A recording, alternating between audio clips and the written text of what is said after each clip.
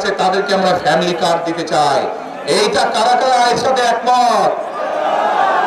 শুধু শুধু যে চা বাগান শ্রমিকরা নারীরা পাবে তা না, অন্য নারীরাও পাবে এই ফ্যামিলি কার্ড। কারা একমত, কারা চান আমরা নারীদেরকে কার্ডের ব্যবস্থা করি?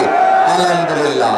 এবার ভাই, এই যে তরুণ যুবকদের, যুব সমাজের তরুণ সদস্যদেরকে আমরা এই যে ট্রেনিং দিয়ে যে কর্মসংস্থানের ব্যবস্থা করতে চাই, এই পরিকল্পনা আমরা যারা বাস্তবায়ন করি, এইটা কারা কারা চান? কর্মসংস্থানের ব্যবস্থা, আলহামদুলিল্লাহ, এইটা চান। আচ্ছা, তারপরে এই যে বললাম, এই যে মুয়াজ্জিন সাহেবদেরকে, খতিব সাহেবদেরকে আমরা একটা সম্মানের ব্যবস্থা করি, এদের সাথে কারা কারা একমত? আলহামদুলিল্লাহ, আলহামদুলিল্লাহ। এবার যে বললাম যে আমরা কৃষকদেরকে কৃষি কার্ডের, তুমি কারণ আমি শোনো, আমি কি বলি আপনি শোনো।